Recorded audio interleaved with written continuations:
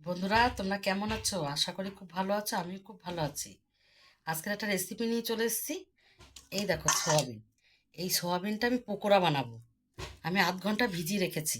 কিভাবে বানাবো চলো তোমরা দেখবে। এখানে প্রথম আমি পাতিলেবুর রস দেবো, কেটে নিয়েছি। আর এখানে রসুন থেতো করে রেখেছি, এটা দিয়ে দেবো।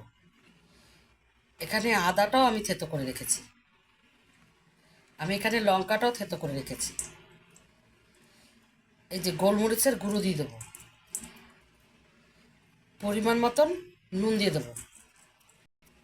আমি এখানে পরিমাণ মতন চিলি সসও দিয়ে দেবো। আর আমি এখানেও পরিমাণ মতন সোয়া সস দিয়ে দেবো। আমি পরিমাণ মতন একটু সামান্য লঙ্কার গুঁড়ো দিয়ে দেবো। হাফ চামচের মতন একটু জিরার গুঁড়ো দিয়ে দেবো।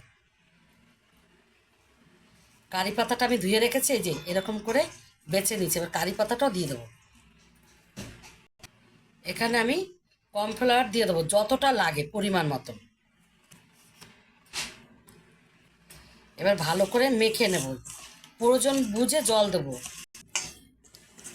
আমি এখানে পুরো জল দিইনি, সয়াবিনের একটা জল আছে, ওটা বেরিয়ে গেছে। ভালো করে মেখে নেব। বন্ধুরা দেখো, আমি মাখিয়ে নিয়েছি। তোমরা কর্নফ্লাওয়ারের জায়গায় তোমরা চালের গুঁড়ো দিতে পারো, অনেকে বেসন দিয়েও করে। আমি এই দেখো শুধু কর্নফ্লাওয়ার দিয়ে মাখিয়েছি। অল্প অল্প করে জল দিয়েছি, আগে প্রথমে দেখে নিয়েছি। এরকম করে মাখিয়ে নিয়েছি। এবার চলো ভেজে নেব। আমার তেল গরম হয়ে গেছে, এবার আমি দিয়ে দেবো।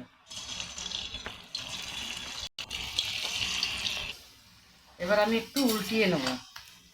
একটু ভাজা হয়ে গেছে, এটা ভালো করে উল্টাতে হবে। আমার এরকম করে ভেজে নিয়েছি, এবার আমি তুলে নেব।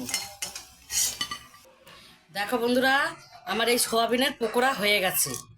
এত সুন্দর ভাজা হয়েছে। এই দেখো, একটা ভেঙে দেখাচ্ছি, দেখেছো কি সুন্দর আওয়াজ হচ্ছে? খুব সুন্দর। আর এখানে আমি সস নিয়ে নিয়েছি। আর এখানে আমি পেঁয়াজটা গোল গোল করে কেটে নিয়ে আমি উপর থেকে লঙ্কার গুঁড়ো আর বিট লবণ ছড়িয়ে দিয়েছি। আমার এই ভিডিওটা যদি ভালো লাগে তাহলে একটা লাইক কমেন্ট শেয়ার করে দিও। আর যারা ইউটিউব থেকে দেখছো তারা সাবস্ক্রাইব করে দিও। যারা ফেসবুক থেকে দেখছো তারা ফলো করে দিও।